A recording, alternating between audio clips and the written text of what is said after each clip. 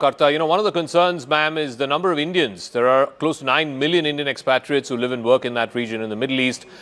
Even in Iran, I believe there are about 10,000 who are currently there. What is the expectation from the Indian government? Of course, right now, much of the airspace is closed. But we did speak to, for example, some students in Iran who are still there and who want to be brought back to India, who want to be evacuated back to India. We've seen this in other conflicts in the past as well. But right now, this is all the more concerning because frontline Gulf Arab states are being targeted, whether it's UAE, whether it's Bahrain, whether it is Qatar. No, one is on this immediate story. I'm not sure how the airlines are retaining the passports. They don't have the authority to do that. But however, I'm glad that if the Karachi authorities are taking care of these people, that's a good gesture, and hopefully we'll get them back. On the question of Indians elsewhere, there are a bunch of them stranded, and I'm getting calls from people saying, "Can you get us out? Can you help us out?" Generally, what happens is that a bunch of countries get together and ask for a pause so that their nationals can be airlifted out. So hopefully that's what will happen in the next couple of days when we will ask that our airlines could go in with combat aircraft if necessary, which I honestly don't think is necessary. I don't see Iranians targeting Indians.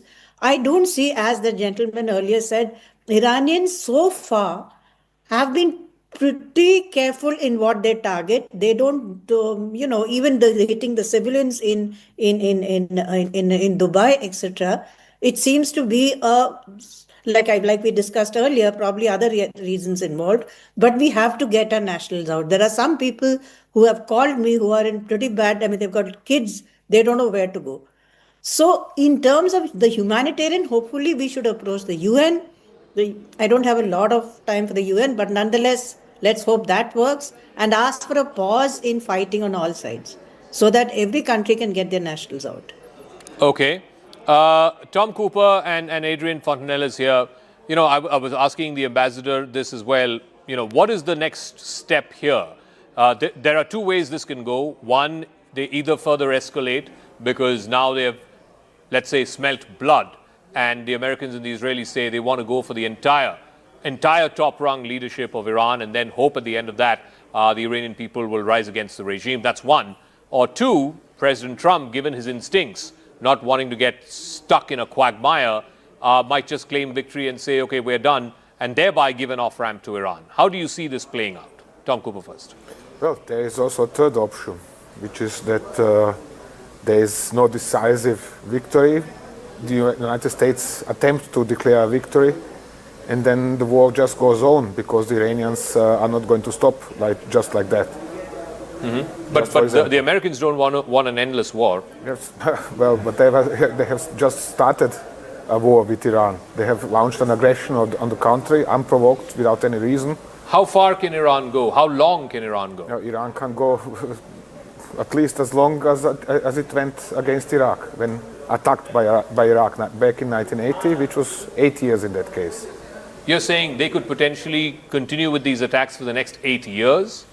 They are not continuing with attacks. They are continuing with defense of themselves, not with ballistic missiles all the time. They can continue with ballistic missiles for, let's say, 5 or 6 weeks. That is my estimate. But they can continue in different fashion after that. Okay. All right. Just give me 1 second. We're getting more breaking news. According to top Indian government sources and intelligence reports accessed by CNN News 18, Ayatollah Ali Khamenei was never in a position to negotiate. Neither was he a negotiable option for Washington. America now is demanding calls for complete nuclear dismantling of Iran, not merely the surrender of its uranium enrichment, the stockpile, or the surrender of warheads. Recent back-channel efforts in the Middle East have failed. Just days before this escalation, Iran rejected a key U.S. demand and insisted on retaining its uranium enrichment capabilities. But despite that, the United States went ahead and has now decapitated the top leadership of Iran. Sanjay Suri has more. He's now back from the bomb shelter. Did you have to go to the bomb shelter? Because last time we connected, we could hear those air raid sirens in the background. Yes, sort of dived in and have emerged just now. The fact is that this is a familiar position. the Khamenei regime was never going to back down. The demands from Iran's point of view were simply unacceptable. One, it was not just about the nuclear issue, and on that the demand was not just that it abandon nuclear enrichment, but abandon its nuclear program entirely, and also agree to oversight of nuclear enrichment to an extent that they could not accept. Finally, it was, as these reports that you are citing suggest, not an option on the table at all. The Americans wanted complete abandonment of the entire nuclear program that Iran was never going to accept and did not. It wanted complete erasure of its ballistic missile program that again Iran was never going to accept. So this was non-negotiable. From the talks, in any case, would arising from these reports appear to have been redundant to begin with. These positions were so widely divergent that there was not even the beginning of any convergence point possible.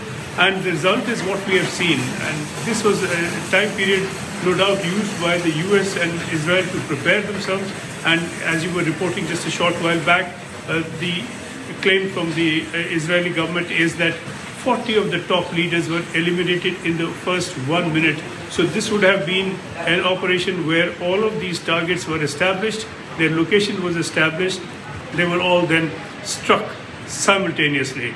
And that is the hope, the Israeli hope and the American hope, that this would send a message and scare the rest of the Iranian government into submission. That has not happened immediately. It's not very likely to happen in the near term either. Okay. I want to get into another story. Remember, the Indian embassies across that region are closely monitoring the situation. We're given to understand that the Indian embassy in Iran is actively monitoring all Indian nationals who've been stranded because of the ongoing security tensions. Officials are maintaining a direct communication to track the safety, location and immediate needs of all Indian nationals. There are about 10,000 last estimate who are in Iran. But they'd also put out an advisory which has now been reissued, urging citizens to stay cautious, avoid unnecessary movement, and follow safety protocols. Sanjay is still with us. Sanjay, in terms of the large number of Indian expat population in the region, they would be concerned, not just the ones who are in Iran, but also the people who are living and working in UAE, in Bahrain, in Saudi Arabia. What are you hearing from various Indian missions in and around the region? Well, the difficulties for people in Iran were anticipated, they're clear to an extent.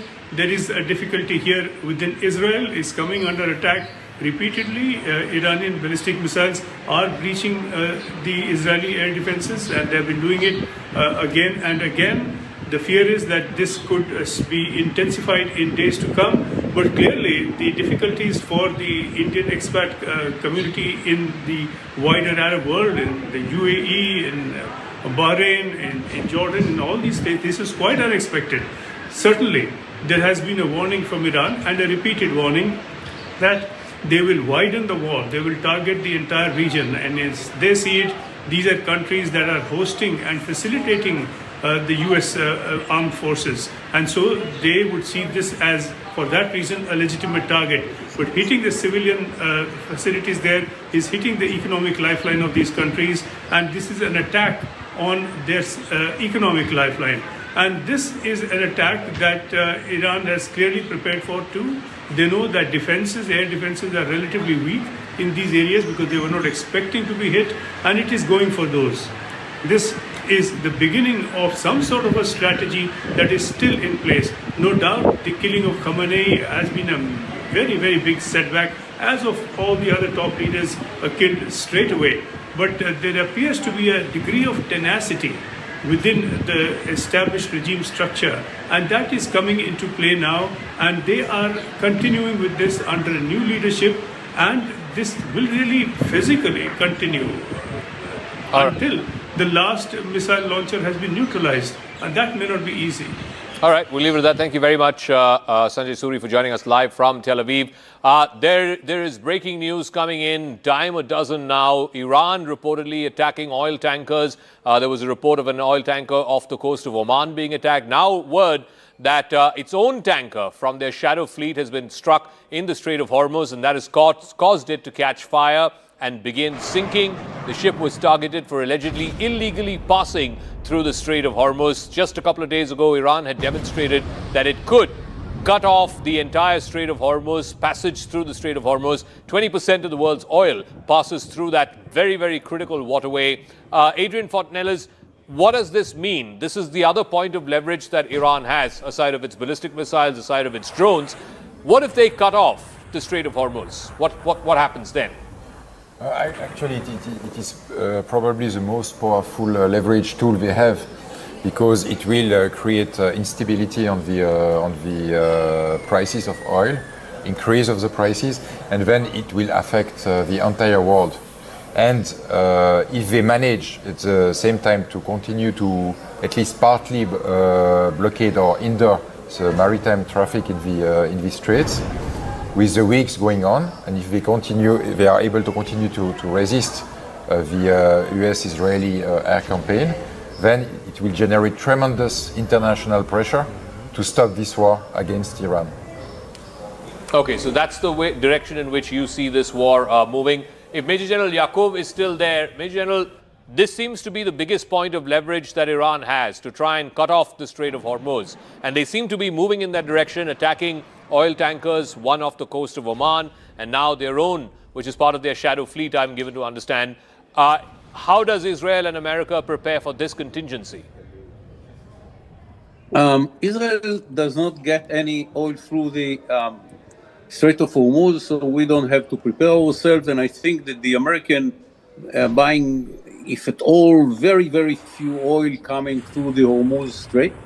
And yes, Iran can choke itself by choking the Hormuz Strait. The oil from Iran is going through this area, and if the Iranians want to stop the flow of Iran from getting out of Iran, it is the easiest way to do it. And the fact that the Iranians can blackmail other countries by damaging the flow of oil from the Hormuz Strait should not make any difference for Israel and America.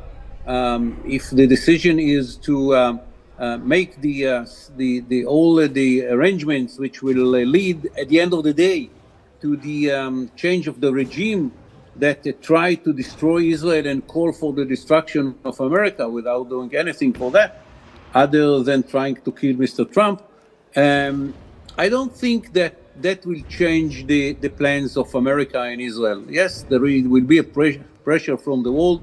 The main country which is using this oil is China. I don't think the pressure from China will change the plans of the Americans or the Israelis. And I don't see any kind of an influence on the previous plan of both America and Israel, because what the Iranians are doing in the Hormuz Strait. Maybe the Americans will be more vigorous against the Iranian Navy. That might lead to the destruction of the Iranian Navy, and it will be a very good result, by the way. Okay, just stay on with us, Major General Yakov. I also want to go across to another fallout of this story. We've seen protests in different parts of Pakistan. We saw those protests outside the U.S. consulate in Karachi and also the U.S. consulate building in Lahore. Now the protest has spread to Pakistan's capital. There were reportedly clashes between Iran regime protesters and the Pakistani police in Serena Chowk in Islamabad, which is bang where the U.S. embassy is located.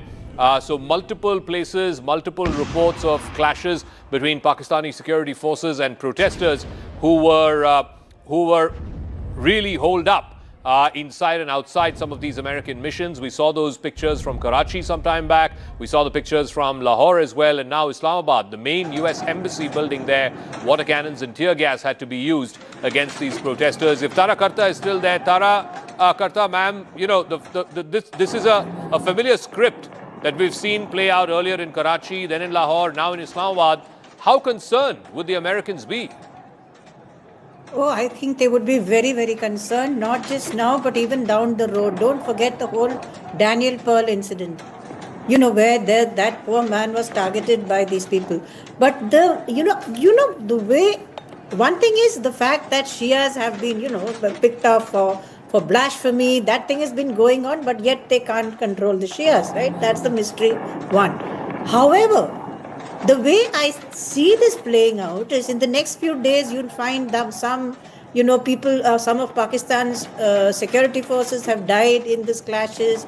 And I think in Karachi, the Marines, there's a solid security force of the Americans themselves. They would not let this kind of thing go on for long. So that would have taken place. In the next few days, you'll see reports of how well Pakistani forces cooperated with the Americans in stemming this tide of Shia anger. That's the way it's going to go. Zaka, if I can just add one more thing with your permission, is on this, what the Israeli gentleman said on oil prices, etc., not affecting Israel, US, etc., that's fine. It's going to affect everybody else. The latest estimate is, I think, about $100 a barrel. This is going to hit everybody. It's not going to hit the US because they've got adequate, like I said, massive strategic reserves. China has, I think, mid last year, they started 11 new installations for strategic reserves, which means they also have billions in reserves. So it's not going to affect them. But what about the rest of us? So I don't know. I've been saying all along, war is not in our interest. This is hitting the global south very badly, and this has to stop. I just wanted to add that. All right. Sanjay Suri is also joining us. Sanjay, again, the concern with Pakistan has always been whether these are orchestrated protests or whether these are actually genuine outpourings of anger. What happens next in the Pakistan story? Pakistan had become a bit of a player in this region. They're a part of the Gaza Peace Board. There was some talk about, some Pakistani troops being sent for peacekeeping operations in Gaza. Now this. Well, there's a subtext underlying all of these conflicts that are emerging, and that is an extent of Shia-Sunni divide. Look at the first level of this. Iran is a mostly Shia nation. The Arab nations that it is attacking are Sunni nations, which is not the reason that the attacks are being carried out. They are being carried out because these nations host American bases. But at the gut and at the emotive level, there is this divide. Again, when we are looking at protests and we are looking at the level of protests in Pakistan, we do have, and it's almost certain that these are primarily Shia-led protests. That is again an expression against the Pakistani regime. The Pakistani regime is seen as soft on the United States and for that reason also with the other Arab nations. So there is this kind of anger that is brewing among Shia Muslims, and that's happening, emerging around the world. The origin is the divide between Iran and the rest, but certainly there are divisions everywhere that are now surfacing. This is a level of anger that will spell a particular problem for Pakistan, because if the level of anger that we've seen already were to boil over and it were to be stepped up, then Pakistan will have a considerable problem. As it is, there have been many instances of discrimination against Shia Muslims from within the Pakistani establishment, which means the Pakistani army and its various institutions. Okay. That is going to be perhaps exacerbated, and we are going to see the emergence perhaps of a wider split here. Okay, Sanjay, many thanks for joining us with all of those latest details that are coming in from different parts of the Middle East. There are reports of explosions in Dubai, in Doha, in Manama, in Bahrain. But this is the first time that civilians have been targeted by the Iranians. Yes, there have been skirmishes between Iran and Saudi Arabia in the past, between Iran and the UAE in the past. Adrian Fortnelles, how long can Iran continue with this? What do you reckon are the conversations that many of these American allied states in the Middle East, whether it's UAE or Saudi Arabia or Bahrain, what do you think the conversations they are having with the Trump administration right now to try and get both sides to climb down? Oman, who's a mediator, Oman has also been attacked. I think on the side of these principalities, they are probably trying their best to end this as soon as possible, because aside of Iran, they are the great losers of this war. It's obvious they are heavily impacted, and they never asked for it, actually. So, in fact, even as you just speak, there are new explosions that have been heard in Abu Dhabi, in Dubai, in Doha, and in Manama. These are latest explosions that we're just getting in within the last few minutes. So across these major Gulf Arab countries, Iran is striking back. A lot of them are being intercepted successfully. The number of civilian fatalities is very, very less. But having said that, we have not seen these kind of attacks on Dubai or Abu Dhabi or Doha ever. Yes, Adrian. Indeed, although it must be precise that so far, it is most of these Iranian ammunitions are targeting U.S. bases in these countries. So that's why we do not see much civilian casualties, among other reasons. And again, you can be certain that they are trying their best to pressure Washington into ceasing this war as fast as possible, because they have nothing to gain in this war and more to lose. But simple as that. Major General Yaakov, you know, the places which have been damaged in these Gulf Arab countries, airports, ports, you know, tourist locations, etc. What is Iran trying? What message is Iran trying to send through these attacks? And what kind of pressure can these countries bring to bear on both Israel and America to stop this? Look, I think that we are losing the broad picture. Iran, 45 years ago, made a decision to distract Israel. They changed the whole Middle East. They took control of Lebanon. They took control of Syria. They were very much inside Iraq. They built the Houthis in Yemen.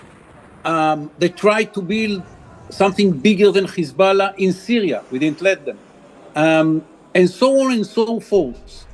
And after 45 years, we and the Americans and us decided to make an end to this regime, which for 45 years, almost half a century, tried to destroy Israel, doing everything to achieve it, from financing Sunni movement like Hamas, to building a Shiite tool like Hezbollah, to provide terrorists all around the world all the help which is needed to attack and to kill Israelis and Jews in Argentina, in Bulgaria, in India itself, by the way.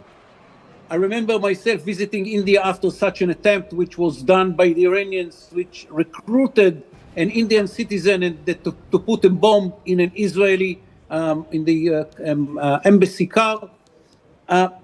Look, after 45 years, what we are doing is to say enough is enough. And maybe there will some fallout for that, something in Dubai, something in Bahrain, here and there. But at the end of the day, this is not the picture. The picture is a state which for 45 years tried to build a net of terrorist organizations around the Middle East to kill Israelis, to kill Jews, to distract Israel at the end of the day. And that should be stopped. And if there is a price with the oil, with the Hormuz Strait, with Bahrain and other places, we are very sorry about it. It's the decision of the Iranians, but the Iranian regime should not continue in its vision to distract Israel. That should be stopped. All right, just in keeping with that similar line of attack that we're seeing Iran do across civilian infrastructure, across civilian posts and ports and airports. Now we have the latest pictures of the Zayed port in Abu Dhabi, one of the big ports in that region, in that emirate, having been struck by Iran. The Zayed port, named of course after the leader of the United Arab Emirates, MBZ. The Zayed port has been hit in Abu Dhabi. You can see a plume of smoke. These are the latest visuals. So Iran is targeting specifically, I'm given to understand, infrastructure projects, airports and ports, tourist centers like VVIP hotels, five-star hotels, etc. So they are going about this in a very designed and planned manner. Tom Cooper is also here with us. Tara Karta is also there. Tom Cooper, now the Zayed port, which is both, I believe, a cargo port as well as sometimes used for military reasons. That port has also now been struck, and you can see a plume of smoke coming up. Again, do you think that this is incidental because they were trying to hit a military target? Most of the times, gauging by reports from the Arab states that are finding themselves on receiving ends of Iranian airstrikes, or actually missile strikes and UAV strikes, most of this is accidental because they report wreckage from this drone has hit this hotel, wreckage from that drone has hit this port, wreckage from that drone or missile has hit something else. Sorry to interrupt. The Prime Minister is speaking. Prime Minister Modi is in Madurai. Let's go straight across. Sri K. Annamalai, Sri L. Murugan, Sri K.C. Thirumaran, Sri G.K. Vasan, Dr. A.C. Sanmugam, Dr. B. John Pandian, Sri M. Jaganmurthy, Dr. T.R. Parivendra, Sri Piyush Goyal, Sri R.B. Uday Kumar, Sri Dindigal Srinivasan, Srimati Tamilsai Soundararajan, Sri Serur Raja, all other leaders on the stage, and the beloved people of Tamil Nadu, Anaivarukam Vanakkam. First of all, I bow to Amma Meenakshi and Bhagavan Sundareshwara. This is Pandya Nadu, the land of Viram. From this great land,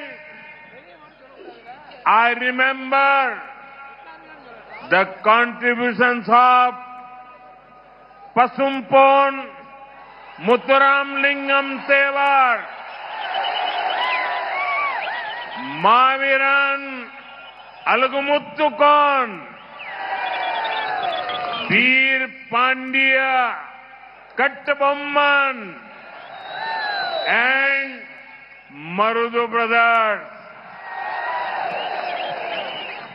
I also recollect the ideals of Emmanuel Sekernar, who fought for justice and dignity. தமிழ்நாட்டின் என் அன்பு சொந்தங்களே, அனைவருக்கும் வணக்கம். முதன்மையாக நான் என் அன்னை மீனாட்சிக்கும் ஐயன் சுந்தரேஸ்வரருக்கும் என் தலை தாழ்த்தி வணங்குகின்றேன். ஐயா, இது பாண்டிய நாடு, வீரம் விளைகின்ற பூமி. இந்த மகத்தான பூமியிலிருந்து பசும்பொன் முத்துராமலிங்க தேவரையா, மாவீரன் அழகுமுத்துக்கோன், வீரபாண்டிய கட்டபொம்மன், மருது சகோதரர்கள் ஆகியோரின் மலைப்பை ஏற்படுத்தும் பங்களிப்பை நான் உளமாற நினைவு கூறுகிறேன். நீதிக்கும் கண்ணியத்துக்கும் போரிட்ட இமானுவேல் சேகரனாரின் ஆதர்சங்களை நான் நினைவு கூறுகிறேன். Friends, before coming here, I went to Tirupuran Kundrum. Getting the darshan of Bhagavan Murugan was a divine experience. I prayed for the prosperity of Tamil Nadu and the entire nation. At the same time, my heart felt heavy. I remembered Thirupuran Chandran, the young devotee who sacrificed his life. Today, I met his wife, Tirumati Indumati Purnachandran. Thiru Purnachandran's Atma finds peace at the feet of Bhagavan Murugan. It is painful that the intent contacted and communicated with the Indian embassy, which have told us that by tonight they will give us proper instructions as to what to do so far. How many such Indian There have students been- are there in your university, in the college that you're studying? 9. So far, 109 approximately. 109. And what's the word from Yes. the Indian embassy officials or anybody who you've contacted from the Indian government? Indian embassy is totally cooperating with us. Like they are in contact. We are calling them. They are in contact with us. They are cooperating, but they are also helpless because all airspaces are closed. So we just want help from Indian government. We want to get evacuated. We want to go home. Has there been any sort of nature of conversation about getting, some special flights to come there to evacuate you folks? I believe there are about 10,000 Indian No. students who are studying in Iran. Okay, so far there's no... There is not any announcement like that we are getting nothing. Okay, thank you very much to Muskan and to Musharraf for joining us, Indian students who are joining us from a place called Urmia, which is one of the more slightly remote places in Iran. They've been hearing multiple explosions in the last 24 hours. More breaking news coming in from Pakistan. We're given to understand that thousands have taken to the streets in Skardu in northern Pakistan. They're protesting against the killing of Iran's Supreme Leader Ayatollah Ali Khamenei. This is following joint US and Israeli strikes. There are a fair number of Shias in Pakistan as well. I suppose in Skardu, the people who are coming out and protesting against the killing are Shias. Anand Raghunathan is also joining us. Doctor, what do you make of all of this? Because earlier we saw, somebody trying to attack the US consulate in Karachi. Now in northern Pakistan in Skardu, you're seeing thousands of people coming out and supporting the Ayatollah Khamenei and his elimination. The point is, are these sporadic protests which will just continue and subside in a few days, or will this lead to a greater churn in the wider region and including in Pakistan? Good afternoon, Zaka. Look, couple of points out here. One would expect this to happen in Pakistan and other states that sponsor terror at the killing of someone who sponsored terror. But it is profoundly disturbing that these scenes are happening and being repeated all across India, in Kashmir, in Lucknow. Please let me remind everyone that Khamenei called India an oppressor. He was sponsoring international terrorism from his soil to nations that were surrounding Iran, sometimes even thousands of kilometers away. And he actually perpetrated large-scale tyranny on his own people, killed tens of thousands of his own people. For someone to come out, pour onto the streets, to eulogize him, celebrate him, mourn him, is unacceptable in this country. And secondly, I like to ask the Indian students who were there, I don't know whether my voice can reach them, but is it not true that the Indian embassy and the Indian government had asked all Indians to vacate as soon as possible more than 8 days ago? They didn't do so. I would want to know what were the reasons why they didn't do so. So I think all in all, India has to resolutely stay away from either condemning the killing of Khamenei or in any way siding with this tyrannical regime. Please remember, even when we talk about real politics, this regime is over. America and Israel have actually have succeeded in what they started out to. The incoming regime, whichever way or manner or shape it will take, will be pro-American. That much is certain. So, and I can see from the tweets of the Iranian embassy in India that they're trying to goad a reaction out of Indians. We should absolutely not come out in support of either Khamenei or his regime. All right, Doc, stay on with us because the exact opposite seems to be happening, because right now there's politics Domestic political reactions coming in amidst this massive war, this massive confrontation that's happening in West Asia. Back home, Priyanka Gandhi Vadra has put out this message on Twitter. She has said, and I quote, "The targeted assassination of the leadership of a sovereign nation by the so-called leaders of the democratic world and the killing of multitudes of innocent people is despicable and deserves strong condemnation, no matter what the proclaimed reason for it is. It is tragic that multiple nations have now been dragged into conflict. I do hope that having genuflected before the Prime Minister of Israel and President Trump, our Prime Minister makes every effort to bring all Indian citizens in the affected countries back home to safety." It's not just Priyanka Gandhi. I believe also Asduddin Owaisi of AIMIM has also condemned the attack, saying that Trump's and Israel's attacks on Iran are absolutely condemnable. Ayatollah Khamenei's assassination is an immoral and unlawful act. My sincere condolences. Anand has more on this. Anand, so you're having domestic political reactions, some people condemning the elimination of a man who was the fountainhead of terror, really. And then you have across the border in Pakistan, people coming out in his support.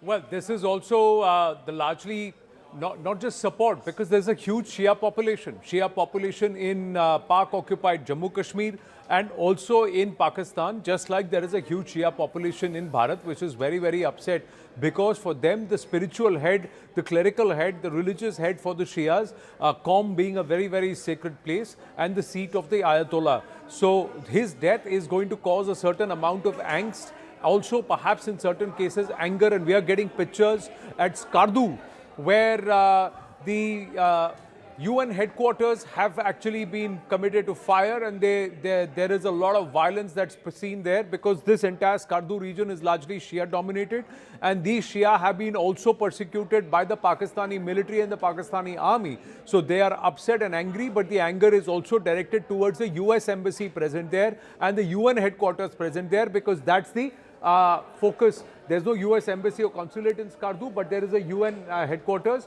and because they are angry at the Gora and the foreign powers in the West, they have brought out the anger at the UN headquarters. Similar attacks were seen in Karachi, where there are casualties because the troops guarding the UN headquarters had to fire back at this mob, which was getting very, very violent. But Zaka, we also have to game a situation where if any of these entities or any of the Hamas, Houthi, or Hezbollah cadre anywhere across the world are able to enter into a US embassy in any soil or in any land and then hold hostages, then what happens thereafter? Because that's another scenario which has happened in the past, and military historians would say that then perhaps will change the entire dynamics of this war and this entire conflict that we are seeing, the way it is brewing.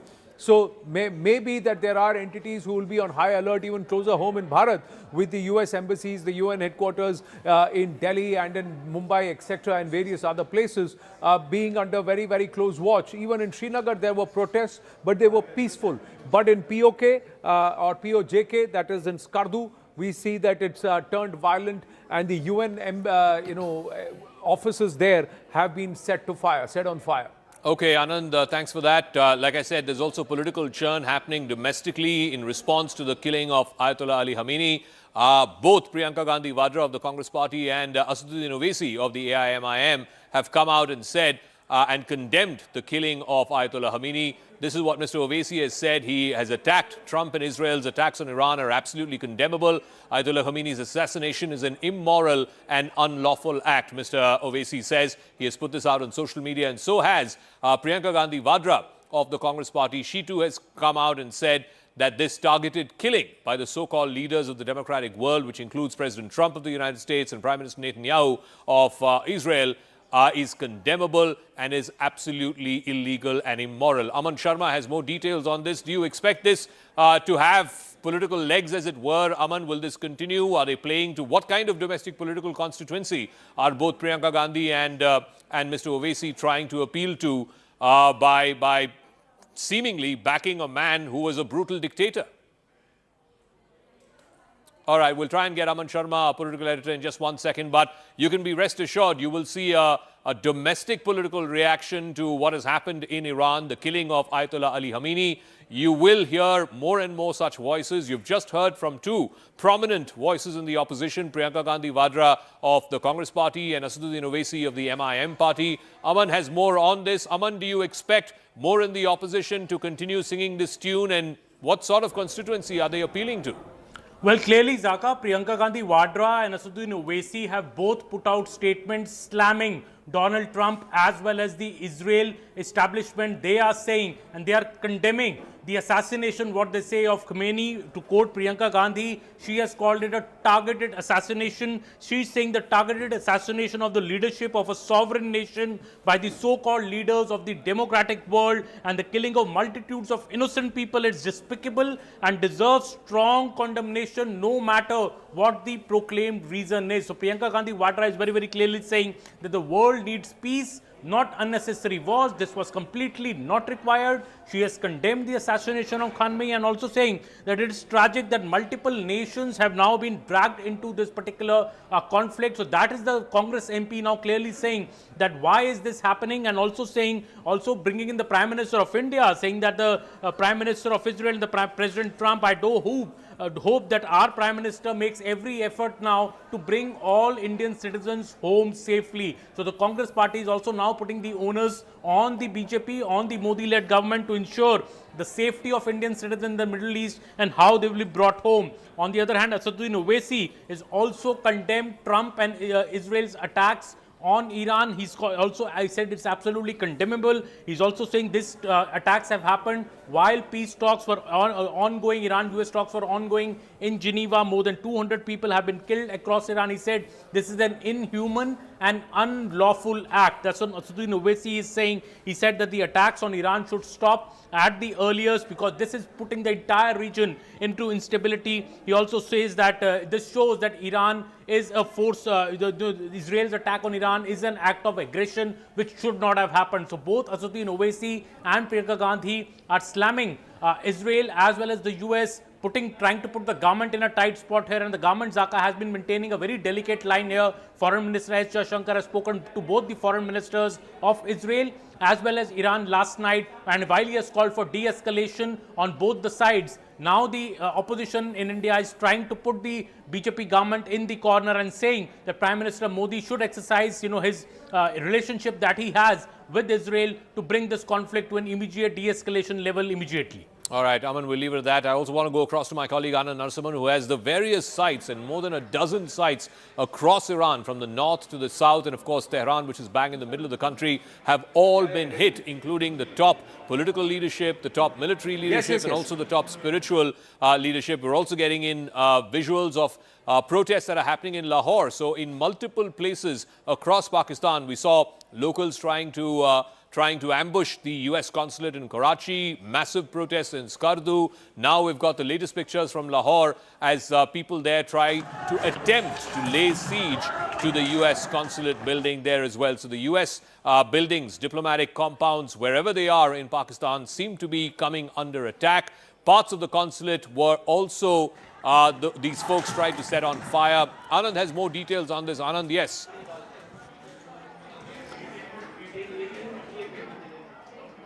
Well, sorry, Zaka, I missed you out there. What we're going to do to our viewers, bear with us. I've got Tom Cooper here with me.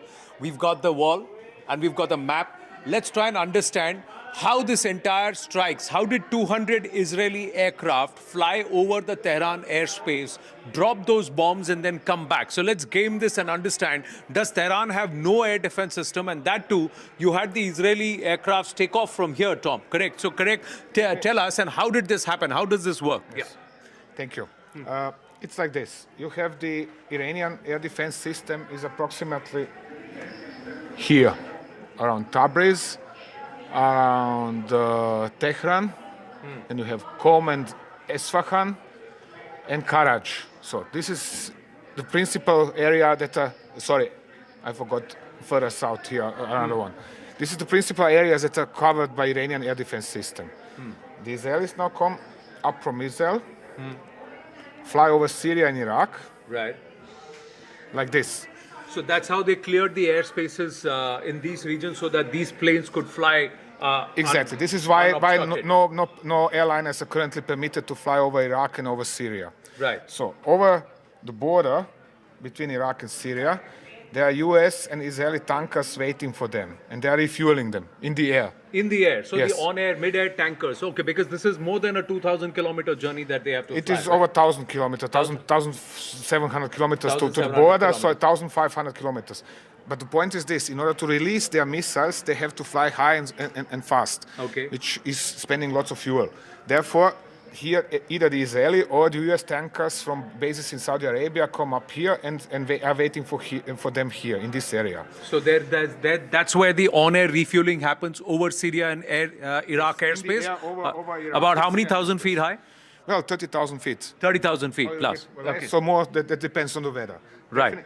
Generally, tanker aircraft is flying higher. It lowers its boom, and then comes the combat aircraft and refuels from that boom. Right. So they connect and they download the fuel. Right. So once this has happened, they accelerate, come up to, this is one of the principal launch zones, the other is up here, and they are shooting their air-launched ballistic missiles into Iran, like this, into central Iran. So All right. actually, the Israelis barely need to enter the Iranian airspace in order to hit targets deep inside Iran, Right. approximately to the line Tehran, Esfahan, Bushehr. So that is this part of the story. Okay. Now, so let's erase this. Do you want to erase this? Okay. So we're going to erase all of this. And we're going to dive deeper into what's happening in Tehran. Why is it that when they are seeing so many ballistic missiles coming into Tehran, and yesterday over the Tehran airspace, these aircrafts actually flew over the Iranian airspace. So what happens there? Let's deep dive first. What happens when they are closer in? Just a second, sorry. So here we have a zoom in to Iran. I said we have. You got to draw. Yeah. Go ahead. Yeah. Yeah. So, for example, let's say COM, air defense system of COM. You have short range, you have medium range, and you have long range. And they're defending themselves only with help of SAMs, of surface-to-air missiles. Right. So, now when the Israelis come, the Israelis do not get really into Iranian airspace. They approach from here, launch their missile. The missile travels like this. Zack. So, now, the Iranians first shoot long-range missiles at the missile, then the medium range, if they didn't shoot it down, and then the short range, yes. Yeah. If it came through, boom, it hits the target or somewhere nearby. This is what is happening in this regards. One shouldn't forget, all this time, sorry, color, there are Israeli UAVs flying over Iran. And they are searching for targets all the time, together with satellites as well. So this is permanent monitoring of what is going on in Iran. Where are Iranian launchers? Where are Iranian SAMs?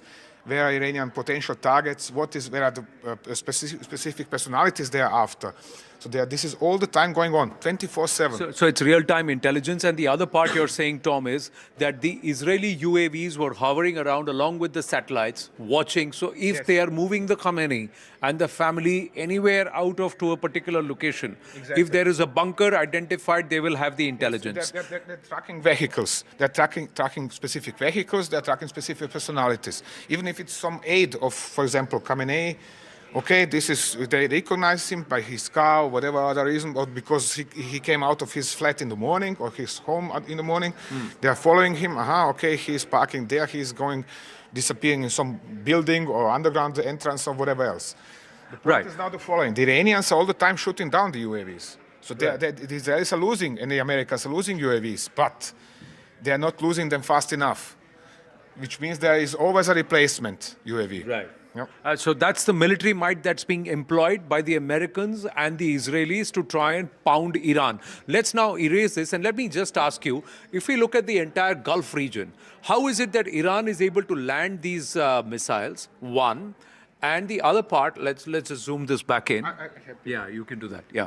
So now, Iran is attacking all the neighboring regions. right, in this entire Gulf region. Yes. How are these bombs or their missiles, what Iran is firing, their ballistic missile technology is very strong. Why is it that civilian areas in Doha, civilian areas in Dubai, civilian areas at Abu Dhabi and have been affected? What is happening here? Okay. Are they doing it deliberately or is it because of interception?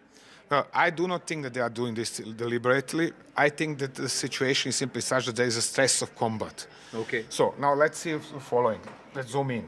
Let's say there is an Iranian a missile brigade intending or tasked with targeting Manama Air Base in Bahrain. Right. Okay, so let me show you. So this would be Yeah, you just have to activate the pencil. Yes, Yeah, sorry. yeah, okay. So we have Manama Air Base. This is the headquarters of the 5th Fleet of the US Navy. Yeah. Sorry. Yeah. So now, the Iranian is sitting somewhere here behind the hill, Right. in an underground, Right. underground bunker. So he has the order to every so and so many hours, or on order from Tehran, launch his UAV or missile strike on Manama. So he programs with missiles. It's relatively simple because they are flying ballistically. Boom. Right. So But- it's a loop. They Yes, fly in a loop, yes. Yeah. But UAVs are flying straight, directly over the ground. Right. So if there is, in stress of combat, he's not thinking about, oh gosh, there are high-raised building in Manama or in Bahrain or whatever. He's simply programming his missile or his UAV to strike at geographic coordinates. Okay. And if there is something in between, well, the UAV is flying into it. It's just an obstacle. All right. The other question I wanted to ask, and viewers, just stay with me here for a bit. We'll try and understand this. Is that in the case of a ballistic missile, is it possible that its GPS gets corrupted, its GPS gets disturbed, or an interceptor hits it and there is debris that's falling in the civilian area? Of course it is possible. It happens very often. And it is not only that. Okay, the missiles have their instrumental navigation system as well. So they have secondary navigation system. So they are still retaining some precision. But it happens time and again that both of these are disturbed, or at least the GPS, and then the missile misses, firstly. Secondly, if it is hit while re-entering the atmosphere, it falls into lots of pieces, some bigger, some smaller, and these are still going towards the general area that it was targeted. Civilian area and also at a great speed. And it very easily can happen that somebody is killed or hit or damaged or whatever. Or whatever. How far is in Dubai, the American air base? From a civilian area, if you can just... We can find it. It is, just a second. This is Dubai Airport. It is somewhere between the... Right. So, just a second, I'm searching for it. That's the Palm Jumeirah. Yeah. So this is the Palm Jumeirah where something, there was it's whitened out. projectile that lighted. So here you are. So, theoretically, when you are targeting this airbase in this area, just to mark it better, so these urban areas of Abu Dhabi, is this already, or is this still Dubai? Dubai, sorry. They are still threatened because if something gets hit while re-entering the atmosphere, the wreckage pieces can go all over this place. Right. So if there is an interception, say, on this airspace, yes, the debris can, rather than falling right at the target mark, can fall in the neighboring areas. Exactly like and that. That's what we have seen. Yes, and that's what I'm quite sure we have seen a lot of this, because we shouldn't forget the Iranians have targeted Abu Dhabi alone, yesterday alone, with 200 missiles and UAVs. So there is much more than we see on videos. Right. On this video we see 1 or 2 missiles at most, or UAVs. But in reality, there are dozens and dozens of them coming in, and there is correspondingly lots of outlooks for some kind of collateral damage to happen. Right. So what Tom's assessment is that these explosions in Dubai, Abu Dhabi, and some of the civilian areas outside of the air bases are not done deliberate targeting by the Iranians. It's because of debris or interception that's happened of a huge number of missiles that have been sent by Iran towards these spaces. And when they land in the neighboring civilian areas, that's when we have seen debris. See, the Palm Jumeirah is not so far away. It's actually in the flying trajectory of the air base in Dubai. So you see, this is the Palm Jumeirah, and this is the trajectory of the missiles coming in towards this air base. And that's the reason why you have had debris fall here and also somewhere around the Fairmount Hotel. That's not so far away. It's also in this region itself, in this arc. One more point. Let's not forget, just a second, the missiles can come from all over, from several directions. The Iranians can target with missiles from here, so they can come from this direction, from here, from here, from here. That means that the debris can be thrown in all possible directions in Dubai. That is the point. So it is not that simple as to say, always from the same direction. It's not always from the same direction. The same thing applies even for Qatar and Bahrain, that the missiles can approach from multiple locations in Iran. Next time when we are chatting with Tom Cooper here in the dugout, it's going to be about the Strait of Hormuz, and that's another interesting story there. Back to you in the studio. All right, thanks for that, Anand. We're getting more breaking news now. A latest video showing an Iranian Shahid-type drone falling from the sky. You can see the flames that have been completely engulfed around that area. These are pictures that we're getting from Kuwait. There you go. It's like a fireball in the sky that's falling after being intercepted in the skies over Kuwait. So clearly there is a lot of interception that's happening, as Tom Cooper was also explaining a moment ago. These are likely headed towards military installations, towards military targets, but they're being intercepted, whether in Dubai or in Doha or in Kuwait, and that's why it's landing likely very close to civilian areas. Adrian is also here. Adrian, you want to talk us through how and why this is so important? You can see a ball of fire in the sky falling off. Clearly, a drone there has been intercepted by a counter-strike. Absolutely. It's looking like an Iranian Shahid 146 one-way attack unmanned aerial vehicle. What it is important to know is that it is extremely cheap to produce. It is between something like 20,000 to 50,000 US dollars, which means that Iranians probably had gigantic stocks of this kind of attack drones, and it's very much often much more costly to shoot them down than to produce them. Yeah. So it is really an attritional weapon. It is not so impressive because it is normal that you can expect that perhaps 90 to 95% to 98% of such drones are shot down, but you have a minimal number of them which are reaching their targets, and for most it is hugely expensive in terms of money, equipment, flight time, ammunitions to intercept them. I also want to go to more breaking news, and we're seeing this as a familiar pattern now. Earlier it was Karachi, now in Lahore.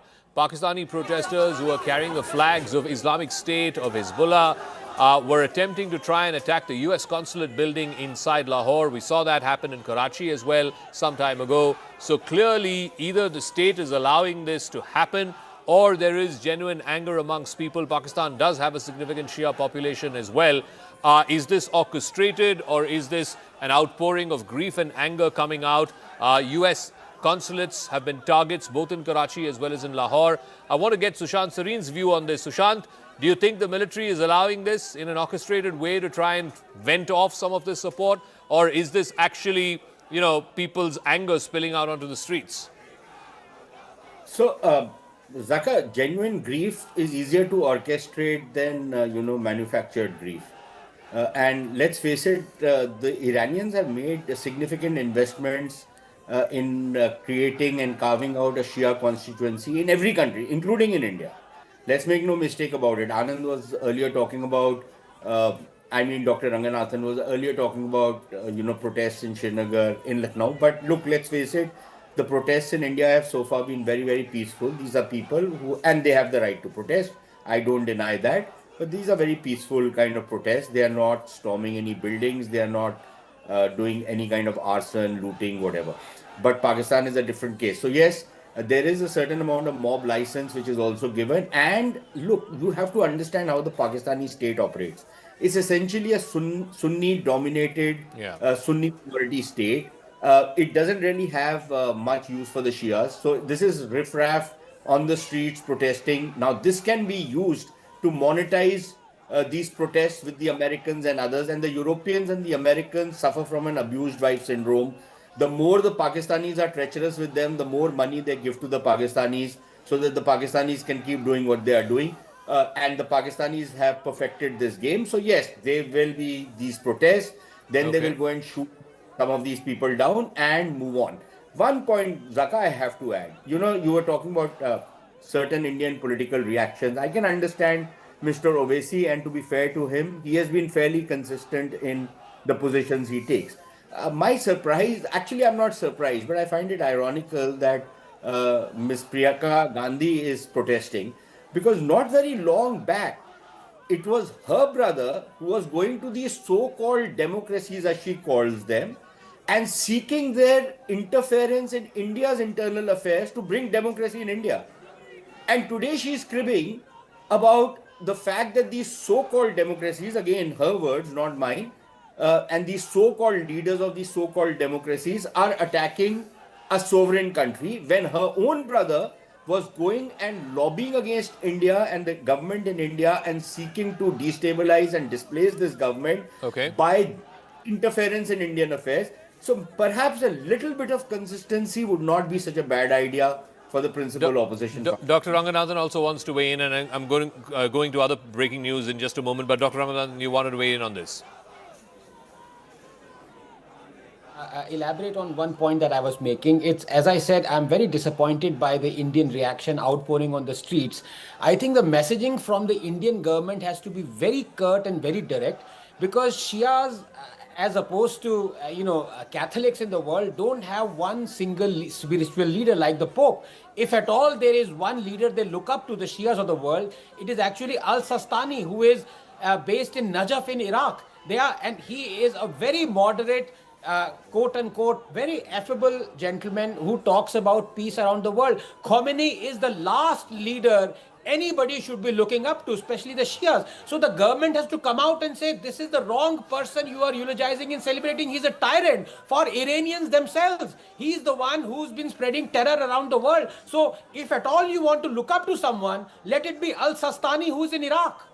I agree with that sentiment. I see, liberals on Twitter sort of shedding tears for Ayatollah Ali Khamenei. He's a man who's brutally repressed his own people. Forget about the terror he's unleashed around the region, but his own people with the iron fist of the state. Even as recently as last month, in January, when the Iranians came out to the streets and protested, like I said, as per conservative estimates, more than 6,000 people were crushed by the state. I don't think anybody should be shedding a tear for him.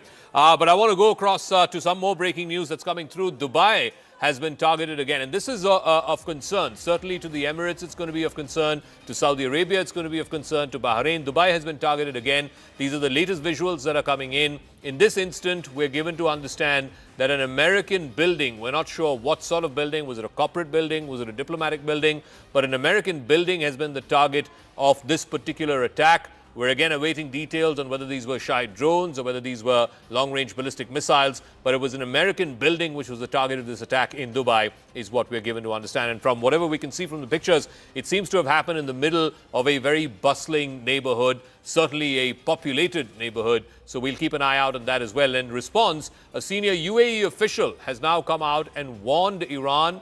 It has said that Iran's fight is not with neighboring countries like the UAE or Saudi Arabia, saying that Tehran's missile strikes on Gulf countries could deepen further Iran's isolation. It could also damage long-term relations with its Gulf Arab neighbors. It has condemned these attacks and has called for a de-escalation. I want to go across to Sanjay Suri. Sanjay, this is an almost unprecedented pattern of attacks that we're seeing. Iran is not targeted other Gulf Arab countries, particularly civilian targets in Gulf Arab countries. There have been skirmishes that have happened in the past between Saudi Arabia and Iran.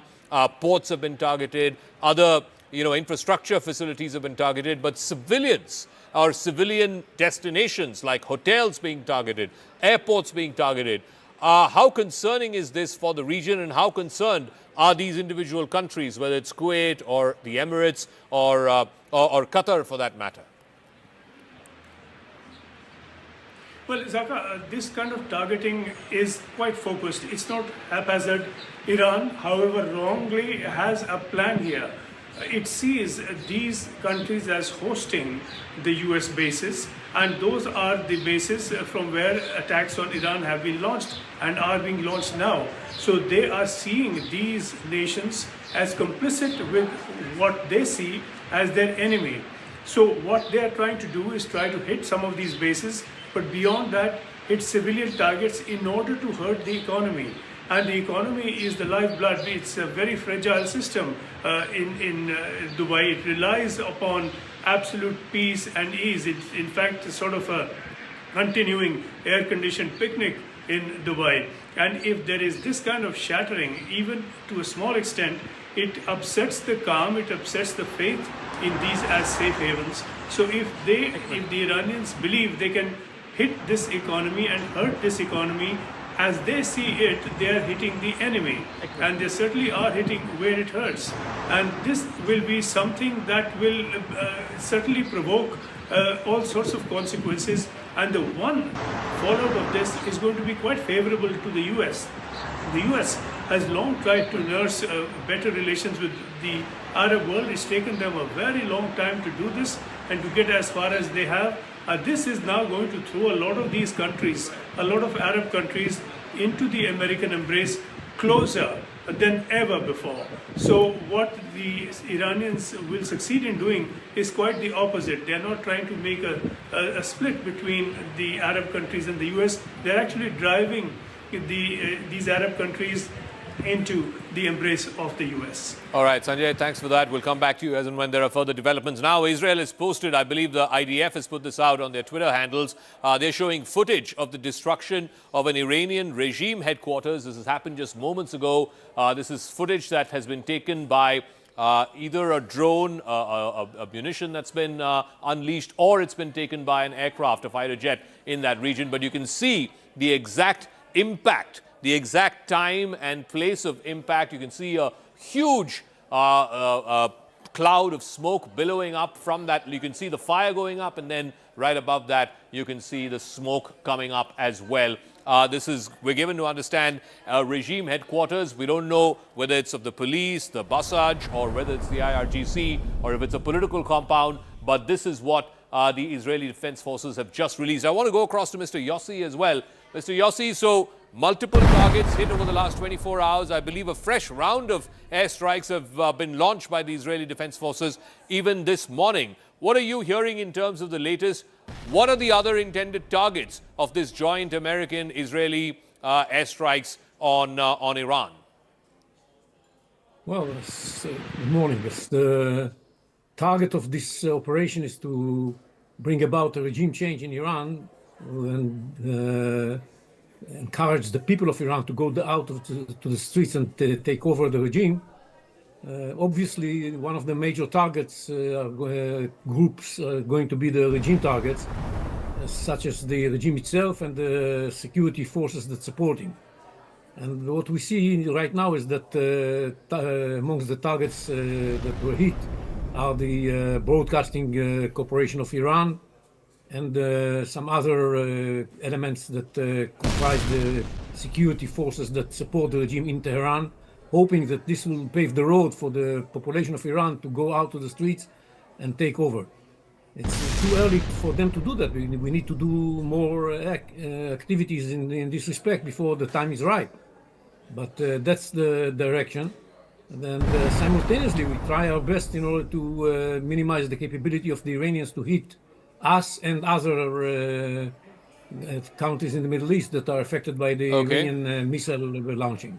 Okay, this is on camera. You can see the IRGC headquarters. That's what we're given to understand. This is what the IDF has put out, the IRGC HQ being brought down to rubble in just a matter of seconds. I want to go to more breaking news. Benjamin Netanyahu, the Israeli Prime Minister and one of the principal protagonists behind this historic airstrike and elimination of Ayatollah Khamenei, he's now issued a direct address to the people of Iran. He has declared that Israel will continue to strike thousands of targets belonging to what he described as Iran's terrorist regime over the coming few days. In a strongly worded message, Netanyahu has said that the military campaign would help create the conditions that are required for Iranian people to free themselves from the chains of tyranny. Sanjay has more on this. Sanjay, just walk us through what Bibi Netanyahu has said, because from his message it seems clear that they're not ending this joint Israeli-American airstrikes anytime soon. In fact, they're going to pummel Iran for a number of days until, as he says, the conditions are met for the Iranian people to rise up against the regime.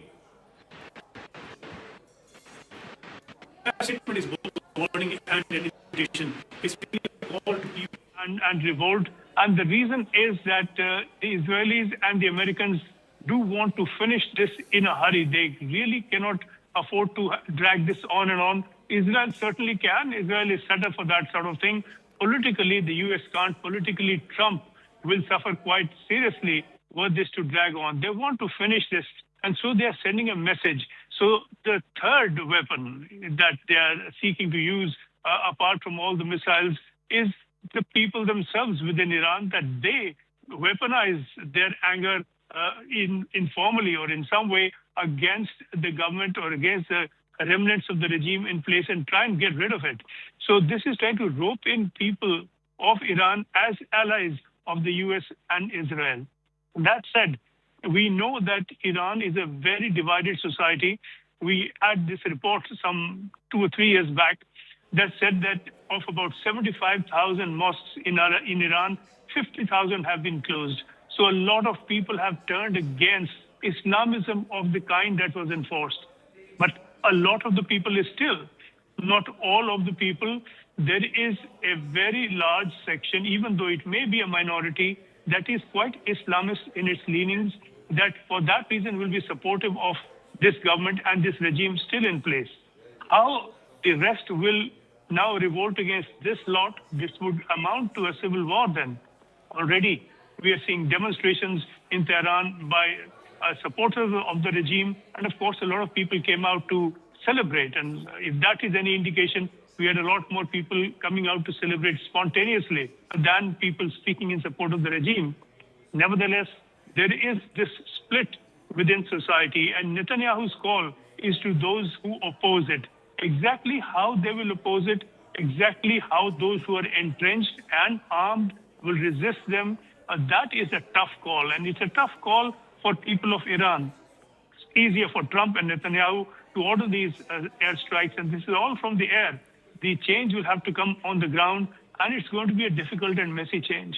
All right, Sanjay, thanks for that. Now, one of the countries in the Gulf that's not been targeted so far, now we're getting word, and this is again breaking news, an oil tanker that's been targeted by Iranian forces, Oman, which was acting as a mediator between Iran and the United States. Oman has now put out an official statement that an oil tanker was attacked off its port of Qasab, which is on the Strait of Hormuz. 4 mariners who were on board this oil tanker have been injured. This is the first known instance of Oman getting hit by these Iranian drones and missile strikes. Oman had been playing the role of a mediator between the United States and Iran. There were 3 rounds of talks that happened, 2 in Geneva, 1 in Muscat itself. But Oman has been calling on and urging the Iranian regime to stop firing these missiles and drones, particularly at civilian targets on Gulf Arab states. So clearly, this is seemingly the first attack on an Omani asset. Certainly, it's a vessel that's just off the coast of Oman. In fact, at the port of Qasba, just off the coast of Qasba, is where this particular ship, this oil tanker, has been hit. But you can see the pictures on the right, which is basically the IRGC headquarters, we're given to understand, that's been completely taken apart by an Israeli strike just in a matter of seconds. We're joined in our studios by Mr. Tom Cooper, military analyst, Adrian Fontanelles is a military analyst and historian, Yossi Koperwasser is an Israeli intelligence and security expert, Sushant Sareen, senior fellow from the Observer Research Foundation, Air Marshal retired Sanjeev Kapoor, former DG of Air Safety, and Anand Ranganathan, author, is also joining us. Group Captain retired MJ Vinod is also there with us. Group Captain, let me ask you, what do you make of these airstrikes? Largely, these have been strikes from the air, either through ballistic missiles or through drones. How long can Iran continue to keep up with this? Group Captain. Yeah, Zaka, there is a very important base we all are overlooking, a base called Siri. It spells exactly like the iPhone Siri. Hey, Siri, Siri. So SIRI, 100 kilometers, mere 100 kilometers from Dubai, It has an adequately long runway to launch drones, not fighter aeroplanes, 109 kilometers to be precise. And I believe in my OSN assessment, this is the base that is being used to launch these low-cost, like Tom was mentioning, not such a long-range drones to attack all across Dubai, Abu Dhabi as well. And they probably will, in coming times hit Al Ain and probably Ras Al Khaimah too. So this is the base that I think Dubai has been taking it lightly for some time. And there were reports in the OSN community of a lot of movement from mainland into this small island, which is astride to Dubai. And these drones, I mean, like, we make it, these drones are extremely low cost to make. Less than 3 to 4 lakhs, you can make these drones, strap on 10, 20 kgs of TNT, and you will have devastating result, if not at least a dent in the image. What it did to the hotel or any other places is probably minimal to nothing. But what it did to the image is what is huge, especially when Dubai is looking to surge ahead in terms of getting HNIs on board, opening its space for business. Those things will get affected. People will have to factor these things into consideration when they want to move in the future, move in Dubai, unless a favorable regime comes in Iran, which also is a possibility.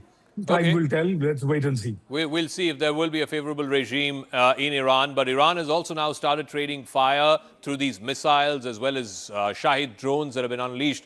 And specifically, they're trying to target civilian populations in Dubai, in Doha, in Kuwait. It has started trading fire after the US and Israel launched multiple strikes, one of which killed the supreme leader of Iran, Ayatollah Ali Khamenei. CNN's Nick Patton-Walsh reports on the big questions that now stare the Middle East in the face. Killing Ayatollah Ali Khamenei is a simple solution to a very complex problem. And as the sun comes up here in southern Israel, I think the region, the United States and Israel, are going to have to urgently ask the question and find the answer to what really comes next.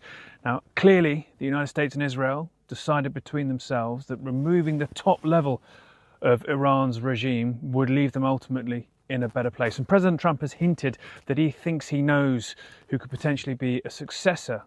He might be harking back to a Venezuela playbook where essentially they captured Nicolas Maduro and pointed towards his deputy as the person they'd like to see run the country. But Iran is nowhere near as simple as that. Its security forces are entrenched within society. They've got blood on their hands, just recently in January killing thousands.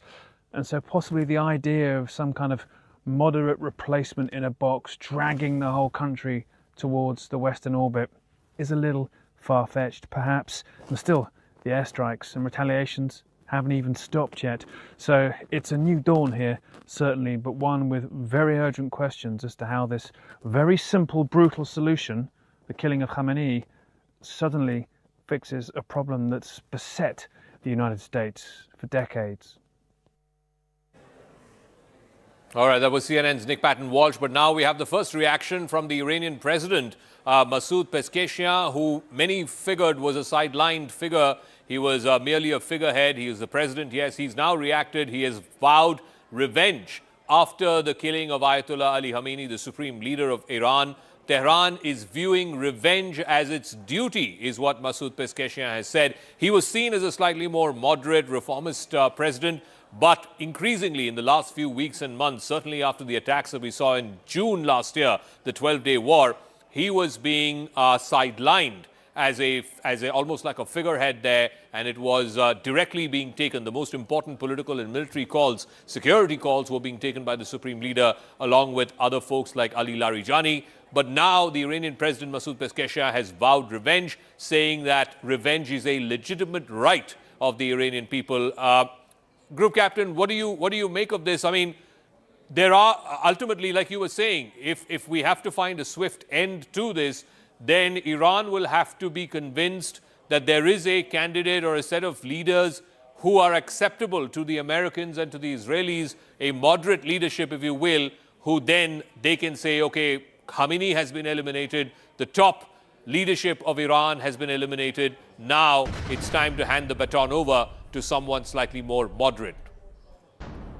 Even if that happens, Zaka, it is going to be a short-term peace for a simple reason.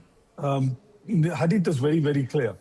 Both Al-Bukhari as well as Al-Muslim. It very clearly says during the end of times, you find a Jew, even if he is hiding behind a tree or a stone, you need to finish him. Unless you do that, you cannot go to the judgment day. So if that is, kind of enshrined, then there is a problem that is always lurking in the background. Peace could be short-term. And when I say short-term, it could be even 100 years, 200 years short-term. So unless that somehow changes, the narrative changes, I do not know will there be a lasting peace. A. B, and most importantly, like Zaka, you correctly mentioned, people of Iran, their will needs to be put on the new government and not a hardliner's view that should come on the people. If the reverse happens, then the problem is always there on the ground. So many people have been killed, so many people will be killed in the future. So a lot of other countries other than US and Israel need to measure up, come in support of people of Iran to get a regime which is pro-people, Zaka. Okay, I also want to get Sushant Sareen if he's there to try. Okay, we'll try and go back to our other guests as well. If Mr. Yossi is there to weigh in. Okay, Daniel Benjamin Shapiro is former US diplomat to Israel. Thank you very much, Mr. Shapiro, for speaking with us. So now we have the first reaction from the Iranian President Masoud Pezeshkian, who was seen as a slightly more moderate face. He has now come out and said he's vowing revenge against America and Israel for killing the Supreme Leader Ayatollah Ali Khamenei. What do you make of that? Well, I think as long as the regime survives, they will try to establish some revenge. I'm actually sitting in Tel Aviv, and there have been several barrages of missiles launched at Israel already today, and those might indeed already be part of revenge. They've continued to launch missiles into the Gulf against targets in GCC states. So it's certainly possible that they consider this revenge. And this is a very ideological regime.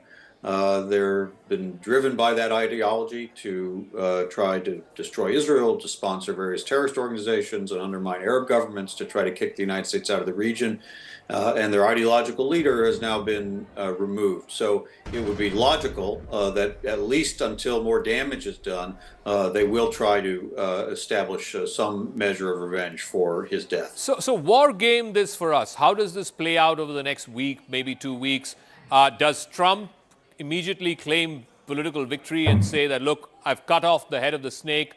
This is a huge victory for me. Now I want the Iranians to stop. Or does he go in for the long haul? He just doesn't stop at just Khamenei alone. He goes for the entire top leadership of Iran, and then he wants the people of Iran. I don't know how this is going to happen, but at the end of that, whether it's 10 or 20 or 30 of the top leadership of Iran is eliminated, and then he expects the people to take back the regime. How is that going to work?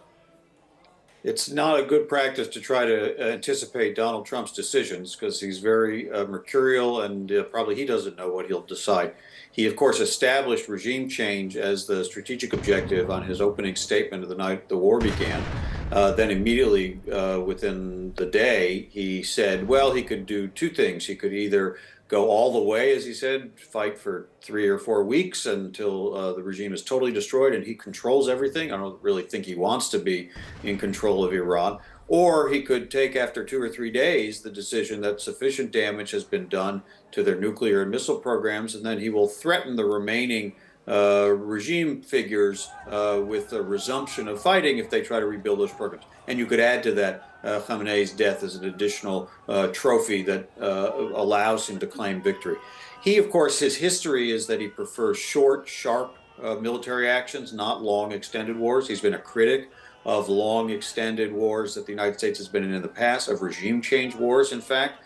in Iraq and Afghanistan. So it would certainly not be surprising, but very hard to predict, but not surprising if he would say sooner than later, after a few more days, yes, we've done enough damage, we've killed the leader, we have the next leadership tier in place, and they will be deterred from being as threatening and as destabilizing as Iran has been under this regime for so many decades.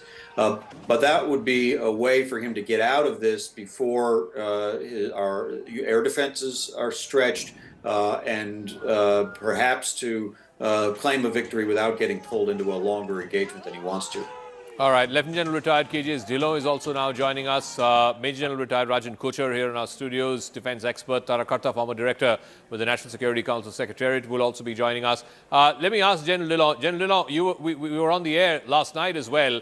The fact that the supreme leader of Iran has been killed, how much of a political victory is this for Donald Trump? Will he use this as a victory and say, okay, this is the off-ramp I'm giving the Iranians, let them take it and exit this war quickly? Because he doesn't have, as our previous speaker was saying, he doesn't want to get America entangled in long wars. Or do you think he has the propensity to continue this for the next few weeks so that the entire top leadership of the regime is changed and then the people of Iran revolt and take back their government, take back their country, and then decide who might be palatable as a next leader of Iran?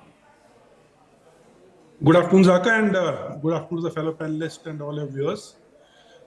We have to understand one thing. When America went in for this war, if you can call that a war or a conflict or whatever, it had a very declared aim of regime change. And why did America go in for this war? Because America will accept everything and anything. The only thing which America will not accept is anyone having the capability to hit American homeland with missiles or with the nuclear weapons. So if Iran was becoming a threat which could hit the American homeland, that capability has to be destroyed. Now, with that as a background, when America went in for this war, they very clearly laid out phases of war or campaign. They are very clearly mentioned what all actions will take in phase 1, phase 2, phase 3. Some of the phases can even overlap. Now, in this particular way, the way we were talking yesterday also, the first and the foremost thing was to decapitate the political leadership, the religious leadership, the government top officials, and the military leadership, so that there is a vacuum at the top in the decision making, and that would result in confusion in the rank and file. Now, that was the first and the foremost phase 1. Coupled with that was to suppress the air defense, to neutralize the missiles which are likely to hit the American interests in the region as well as the Israelis, and suppress the air defense so that American missiles and drones and aircrafts can fly with impunity. That was to happen simultaneously. Phase 2 would be to destroy America's military assets and, most importantly, military industrial base, which was manufacturing these missiles, so that it does not have the replenishment or recouping capability while the war is going on. Coupled with all these things was to destroy America's economic assets so badly that for the next 2-3 decades, Iran's assets so badly that for the next 2-3 decades, they cannot get their act together and manufacture these weapons again. As also the nuclear weapons, nuclear material, all this would happen under an umbrella of a very solid psychological warfare or narrative building. Okay. Which has already started. We have seen the people coming on the street, the selective videos being leaked of the women crying death to Khamenei and all that. So all this was to happen in a particular phased manner. One thing which Iran's oil refineries, because that they would need even after the regime change or after the war is over. Other than that, all the economic assets, the military assets, the political, military, government, top leadership will be decapitated. And in this whole game, internal uprising would be given a flip. Okay. And that would result in a civil war. Let's see how that plays out, because on the face of it, it would seem that if you've eliminated someone who's been part of this country or the leadership of this country for the last 40 years, that gives people a reason to rally around the flag. How can you expect people to come out and retake the government, as Trump said? But I'm getting another piece of breaking news as well. This is a CNN News 18 exclusive. on Khamenei's killing, Pakistani protesters have stormed the U.S. consulate in Karachi. They've entered the U.S. consulate building in Karachi. Multiple casualties, we are given to understand, are feared. Sources are also saying that it's being reported that there are more than 8 deaths and over 30 injured in this attack that happened on the U.S. consulate building in Karachi. Sources are also claiming that the U.S. base administration has seized the bodies of these individuals inside the consulate building. Protests continue across the country. In Skardu, we saw pictures. We saw pictures from Lahore as well, and now in Karachi. I want to bring in Major General Rajiv Kochar here in our studios as well. Okay, let's go to Siddhant first. Siddhant, so again, in the case of Pakistan, there's always a question mark. Are these genuine protests? Is this genuine anger that's spilling out onto the streets on American diplomatic missions, etc., or is this being orchestrated by the military, political leadership, the sort of government there, the hybrid government there, in order to give vent to some of this anger? That's right, Zaka. In fact, this input has been brought to us by Securities Editor Manoj Gupta. Now, Manoj is reporting that Pakistani Shia Muslim protesters have stormed the U.S. consulate in Karachi in response to recent U.S. IDF strikes against Iran. Pakistan's security forces successfully pushed back the angry protesters who attempted to attack the U.S. consulate in Karachi. Protesters in Karachi set fire to the U.S. consulate amid demonstrations following the reported martyrdom of Supreme Leader Khamenei. Protesters broke through the security barricades and entered the U.S. consulate in Karachi. The protest appeared to be part of a wave of anti-U.S. demonstrations in the region following heightened tensions over the assassination of Iran's Supreme Leader. Now, tensions rise as the city witnesses intense unrest. Protests erupted after Khamenei's death in Pakistan. U.S. personnel stationed at the U.S. consulate opened fire on Pakistani protesters. It is being reported that there are more than 8 Zaka deaths and over 30 injured. Sources claim that the U.S. base administration has seized the bodies of the martyrs at the consulate. After Karachi, protests have started outside the U.S. consulate in Lahore. Protest continues across the country, including Gilgit-Baltistan. Karakoram Highway has been closed to all types of traffic. Back to you. Okay, Siddhant, we'll leave it at that. Thanks very much. Major General, here in our studios, just in terms of, how this is likely to play out, one variable that's been added is Iran is now attacking these civilian targets in Dubai, in Doha, in Bahrain. And those countries don't necessarily have the propensity for war. They certainly don't have the propensity for their civilian population to be attacked. How may that change the equation, Major General? Thank you, Zaga. Point to note here is that these are soft targets because all these countries do not have that kind of a air defense umbrella which possibly Israel has. Because Iran has 2 options now, either to strike Israel, and we know that Gerald Ford is there, and it is an added umbrella for the air defense as far as Israel is concerned, because if you remember the last 12 days war, on the 9th day, Israel was not able to stop the missiles of Iran from coming in because interceptors had fallen short. But here what we are seeing is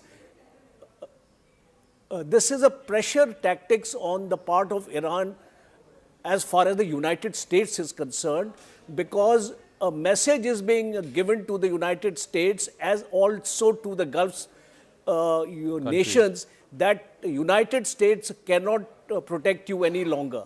Because if you remember, all these Gulf countries have US air and military bases here.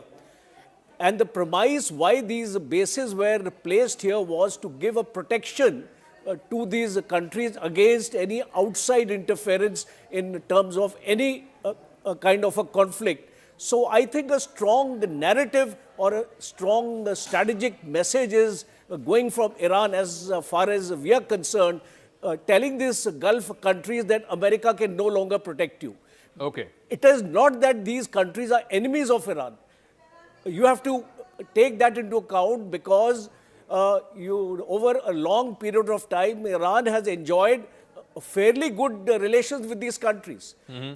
It is basically a message which is going to the Americans and also to these countries that United States is not able to protect you any longer.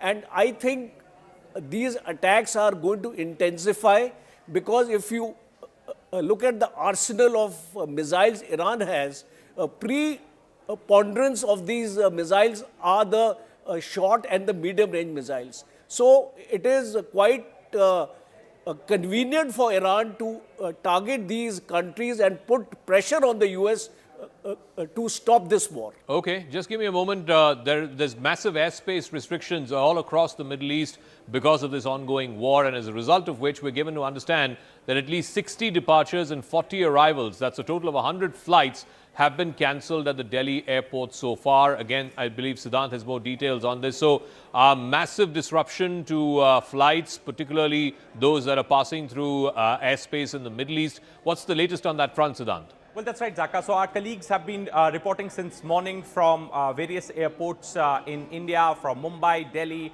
and in fact, there are a lot of passengers stranded.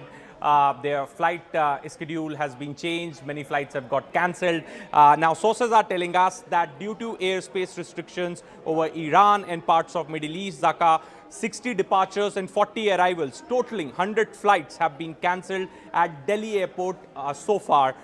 In fact, Zaka, all right. So, in the latest, what we can tell you.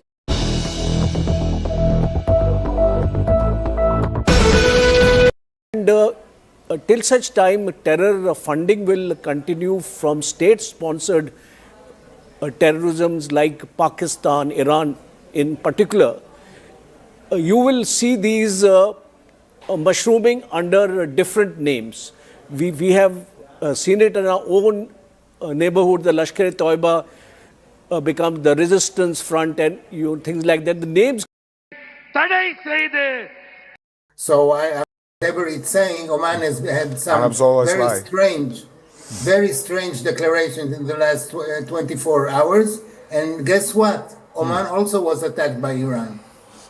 Yes, today. Yes. Yeah, Oman was also attacked. We'll talk about the Omani oil tanker also in the Strait of Hormuz in a bit, Ambassador Daniel. But we also now believe that the Arab nations are going to meet in a short while from now to discuss how they will retaliate, respond to the Iranian aggression. Lieutenant General KJ Dhillon and Tara Kartaji also with us. Thank you for your patience. Please wait on. We're going to continue on this broadcast for a while.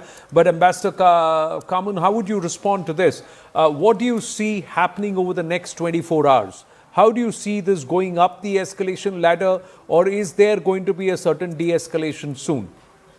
Well, of course, we cannot really foresee. I think